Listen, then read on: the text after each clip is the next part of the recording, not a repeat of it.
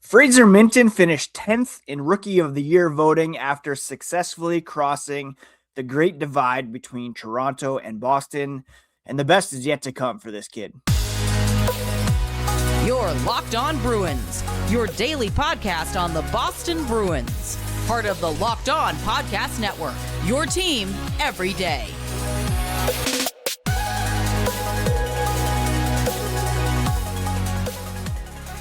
What is up, Bruins fans? I am Ian McLaren. Today is Thursday, May 14th, and on this episode of Locked On Boston Bruins, we are discussing Fraser Minten finishing in the top 10 when it comes to Calder Trophy voting for the league's Rookie of the Year. We will also do his Noah Kahan themed review and touch on Michael DiPietro, who is in the news these days as insiders discuss his future with the Boston Bruins and his attractiveness when it would come to potential trades.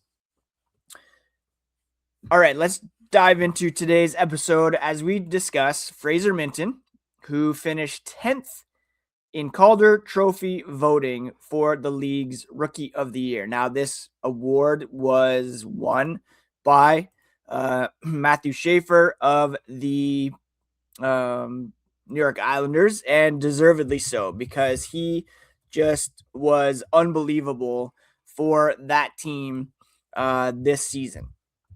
First overall pick, and he just crushed the competition. It was, in fact, unanimous. He got all 198 first place votes.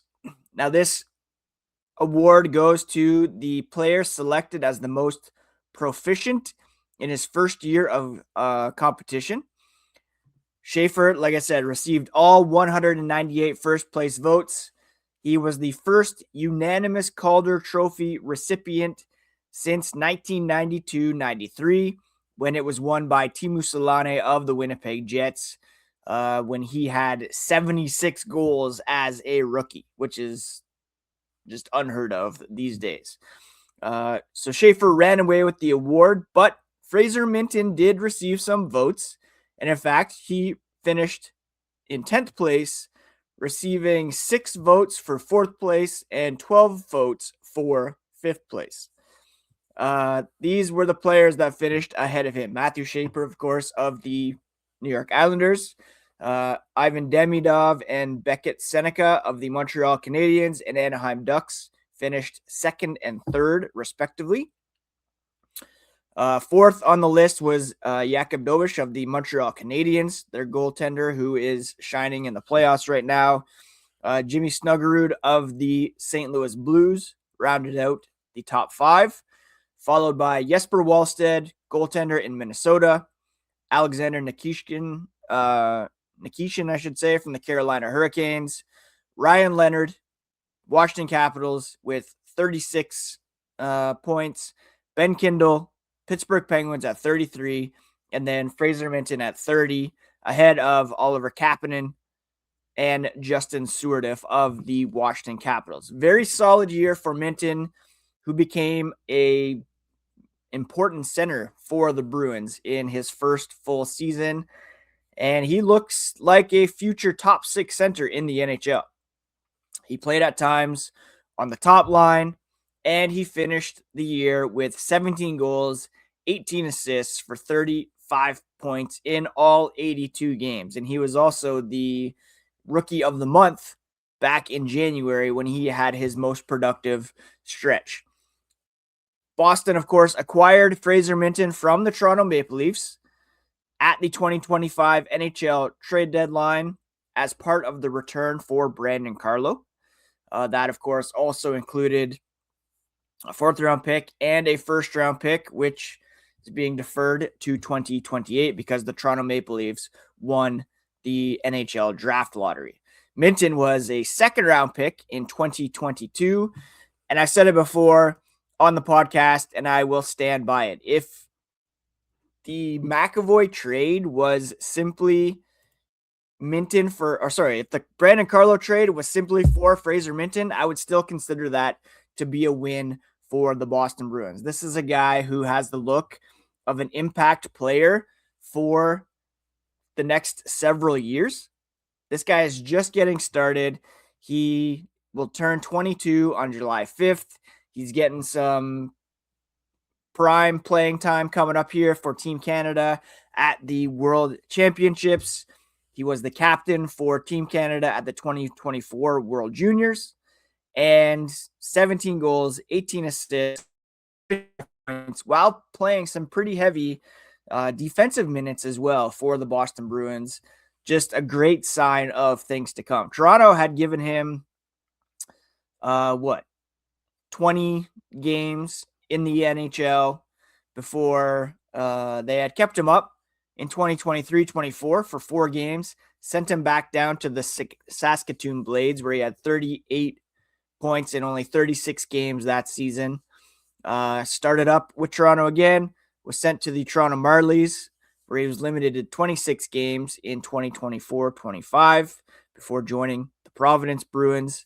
And then this season exploded, jumped out of the gate, and became kind of what we expected Matt Poitras to be a few years ago when he cracked the Boston Bruins out of training camp. And now perhaps Minton has bumped Poitras not just down the depth chart, but potentially off the depth chart as well. And if they decide to use him as a trade candidate this offseason, the emergence of Minton, the addition of James Higgins, even Marat Khusnutdinov, who has some versatility and can play wing center as well, that allows the Bruins to explore trades that potentially involve Matt Poitras.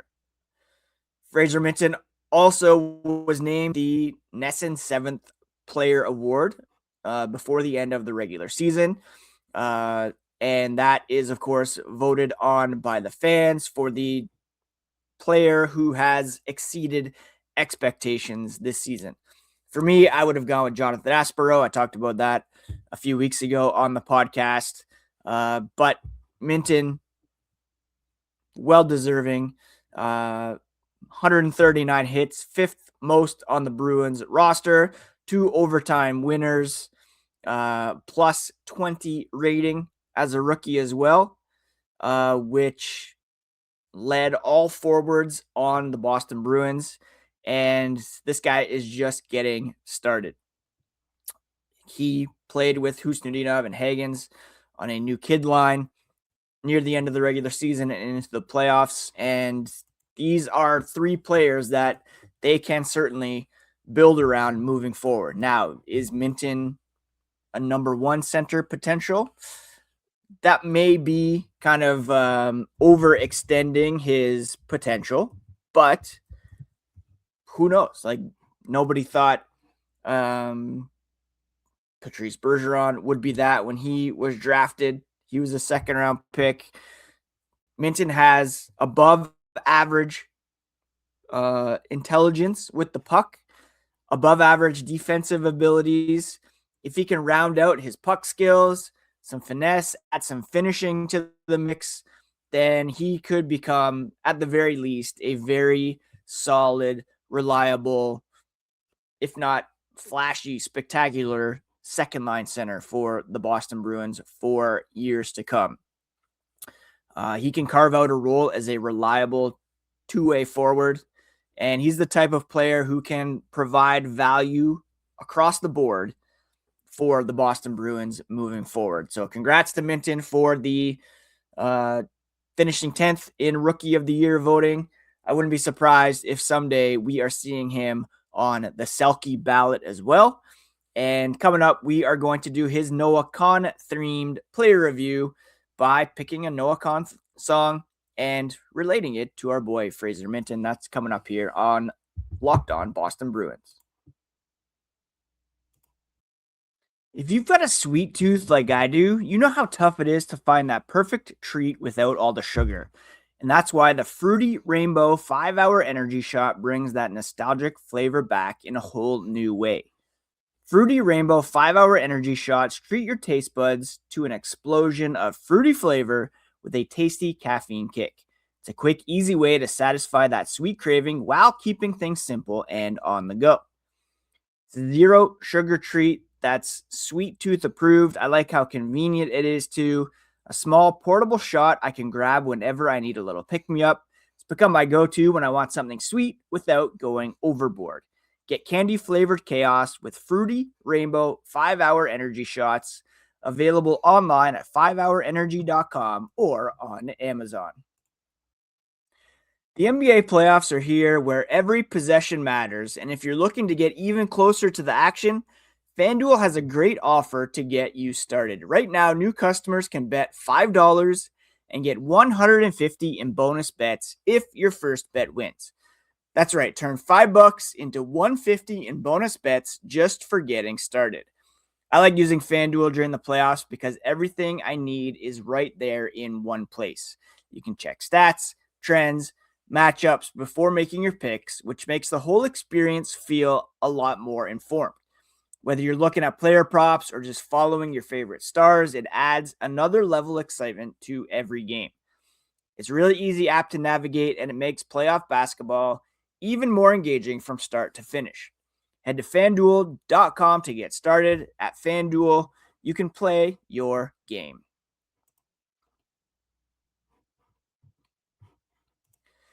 Thank you so much again for making Locked On Boston Bruins part of your daily routine.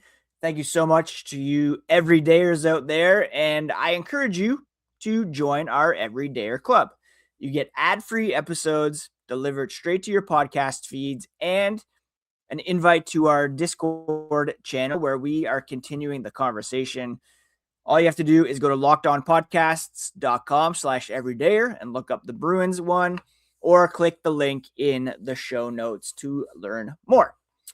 All right, we're continuing our Noah Kahan themed player reviews. And today, because we talked about Fraser Minten and the 10th place finish in Calder voting, we are looking at him today. And I'm going for the title track on Noah's new album, The Great Divide. You know, The Great Divide is about the distance between your former self and the person you've become. It's a song about reflection, missed connections, the realization that the world you left behind is no longer the world you belong in. And that kind of mirrors Minton's transition from Toronto to Boston. Crossing from the Maple Leafs to the Bruins is basically the hockey version of a Great Divide. You're not just changing teams, you're crossing a rivalry line that has defined the Atlantic Division for quite some time. A lot of Boston's playoff victories came at the expense of the Toronto Maple Leafs. In fact, yesterday was the 13th anniversary of the great It Was 4-1 comeback.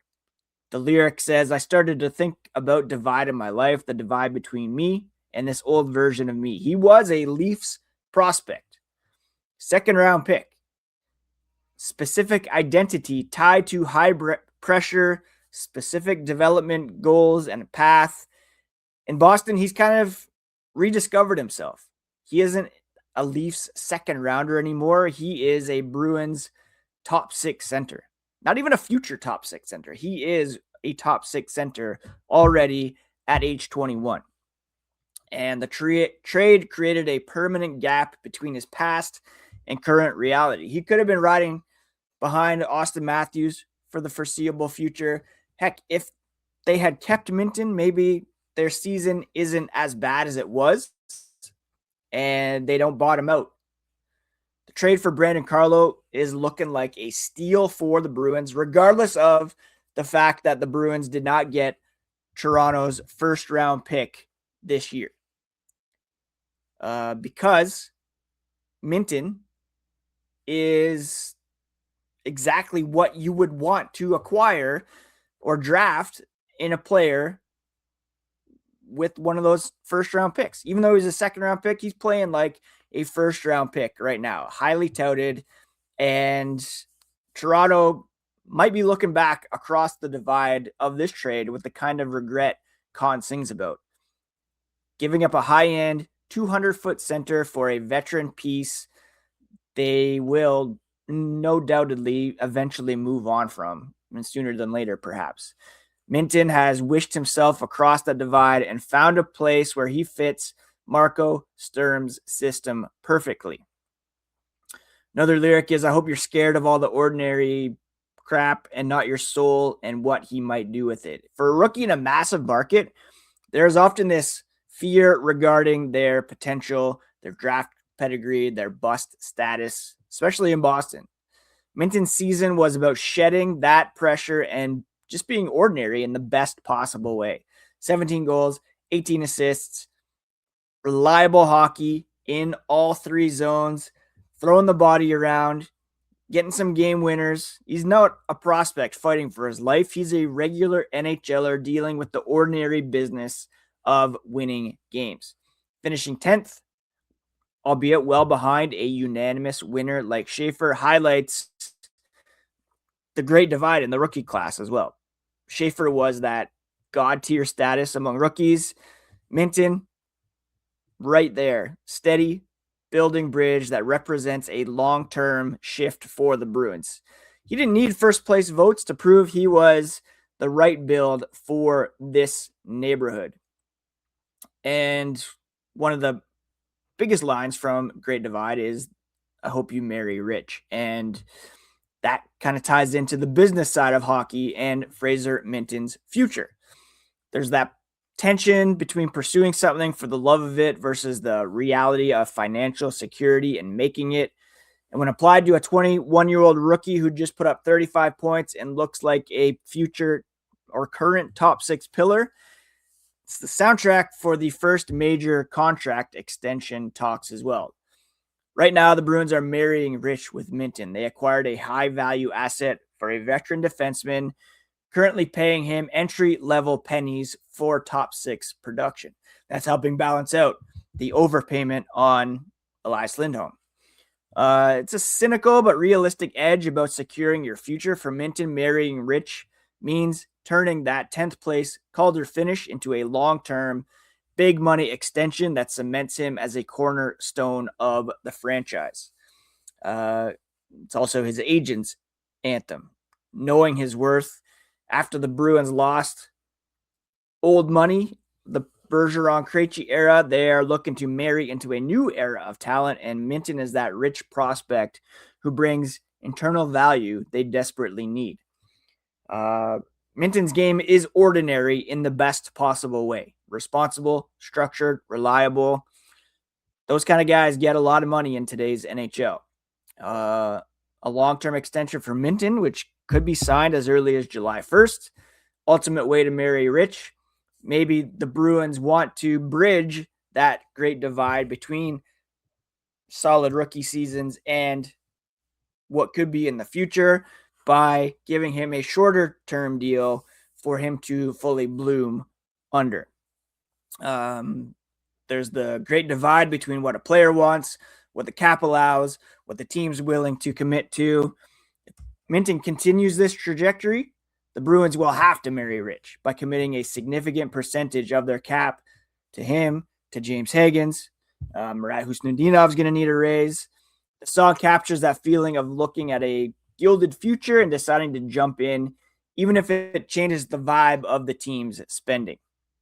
So we talk about Fraser Minten crossing the great divide from Toronto. The next step is marrying rich here in Boston. It's already given the Bruins a 35-point season on an entry-level deal. We're looking for gains here in the next season where maybe he can hit 50, 60 points. Don Sweeney's going to have to walk down the aisle with a big-time extension if Minton keeps playing this 200-foot game. He's not just going to be part of the future. He's going to be the guy holding that bag. And I'm very excited to see him develop into what the Bruins and all of us hope that he can become. I've got him on my keeper fantasy dynasty team. So very much looking to see him blossom even further on this entry-level contract this season. Now, speaking of contracts, decisions to be made, Michael DiPietro is being talked about by insiders these days as a major decision point for the Bruins. And we'll discuss that here as the podcast continues. ED is way more common than guys think, and millions of guys deal with it at some point. That's exactly why HIMS offers a straightforward way to handle it. HIMS connects you with licensed healthcare providers online, giving you access to legitimate ED treatment options from the comfort of your home. No awkward appointments, no pharmacy lines, just a straightforward process that makes it easier to take care of yourself. The whole process is simple. You complete a quick online intake, and a provider reviews your information. If treatment is right for you, it ships directly to your door in discreet packaging, which makes the whole experience feel private and stress-free. It's straightforward, transparent, and designed to make getting care feel easy. To get simple online access to personalized, affordable care for ED, hair loss, weight loss, and more, visit hims.com/lockedonnhl. That's hims.com/lockedonnhl for your free online visit. hims.com/lockedonnhl.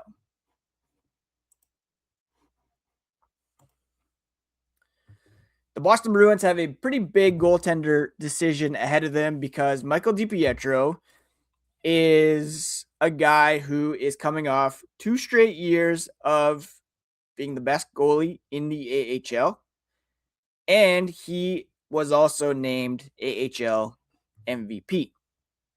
And the reality is he will require waivers to go back to Providence, and it's basically guaranteed that a team would pick him up for nothing if the Bruins try to send him down during training camp this fall. I can't imagine. It was a shock that nobody scooped him up last year. And it is a trending topic because, Frank Saravelli was talking about it the other day. A bunch of insiders have mentioned it about his attractiveness as a reigning AHL MVP, 2-time AHL goalie of the year. And because the Bruins have Joonas Korpisalo signed at $3 million for the next 2 seasons. In fact, both Connor Ryan, Boston.com, and Fluto Shinzawa of The Athletic have written in the past day or two that Korpisalo's contract is one they need to shed. Fluto had an article this morning, what a nightmare Bruins offseason would look like. And the third point on the list was Korpisalo remaining a Bruin. Fluto writes, it's not a bad thing in terms of performance. Korpisalo and Jeremy Swayman were a good tandem this past season. Korpisalo had 28 games, which gave Swayman sufficient downtime, posted an .894 save percentage, which is good enough for a number 2 goalie. The cost, though, 2 more seasons, $3 million annually. The Bruins could use that cap space to improve the defense and add punch up front. They do have a cheaper option in Michael DiPietro, signed at $812,500 for next year. And he's been the AHL's top goalie for the last 2 seasons. He requires waivers. Fluto writes, it's possible, given his inexpensive contract and performance, that a team would pick him up for nothing if the Bruins send him down during training camp. I would say it's not just possible, it's highly likely. Connor Ryan says kind of the same thing. Korpisalo played better down the stretch as a backup, helping Boston bank valuable points in March. 32-year-old is a serviceable option in the NHL, but he's an excess expenditure with more than $11 million tied up in goaltending. His solid play in the second half could entice a desperate team in need of goaltending to take him off Boston's hands, freeing up cap space in the process. While Boston might have to attach a sweetener, moving on from Korpisalo and giving DiPietro a shot as Swayman's backup could be prudent asset management. I think that's, again, an understatement. They have to find a way to get Korpisalo's contract off the books. And if it comes down to it, if he's still around in training camp and you have all 3 guys, you have to waive Joonas Korpisalo. Like, you cannot risk losing DiPietro on the open market. You must try to either buy Korpisalo out or bury him in the minors and not risk losing DiPietro on the waiver wire. That would be just a terrible mismanagement on the part of the Boston Bruins. Now, if Boston decides to buy him out, this would be what that would look like. The buyout cap hit next season would be $1,187,500. In 27-28 be $1,562,500. And then 2028, 29, 29, 30, just $812,500.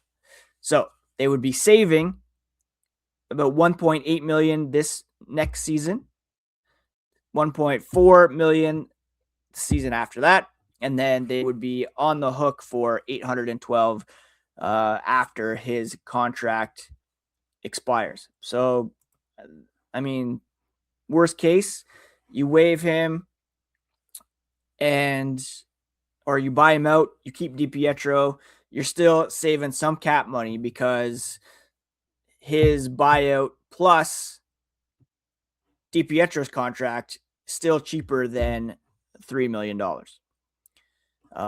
So that would be my, probably the last resort if they're not able to find someone to take him, if they're not able to shed him, or maybe they have to send a pick along with Korpisalo to a team desperate for goaltending. But you can't allow DiPietro just to be waived and to be lost for nothing. That would be serious asset mismanagement. Maybe they can include DiPietro in a package to bring in a bigger fish on the blue line or up front. That would be palatable, I suppose. But then you're wondering who's going to take over for Korpisalo when he is gone. But that's a discussion for another day. So that's a big storyline to keep an eye on here with respect to our Boston Bruins this offseason. All right, that's it for today's episode of Locked On Boston Bruins. Thank you so much for tuning in today. Tomorrow, we'll be back with all the latest on the black and gold, some more player reviews. Make sure you subscribe and follow Locked On Boston Bruins on your favorite podcast app and on YouTube so you get all the latest episodes. Please follow along on socials at Locked NHL Bruins. Last I checked, we were at TikTok. We are at 999 followers. So please, someone jump on there today and get us to 1,000. What else? If you never miss an episode, the Everydayer Club is built for you. Get Locked On Bruins ad-free, plus members-only Discord access and more. Head to lockedonbruins.supercast.com to join the club. If you're on video, check out the 24/7 National Locked On Podcast Network YouTube channel. On audio, make your second listen NHL Game Night on Locked On NHL. It's all part of the Locked On Podcast Network, your favorite team every single day. Happy Thursday, friends. Please take care of yourselves and each other, and we'll talk to you again here on the next episode of Locked On Boston Bruins.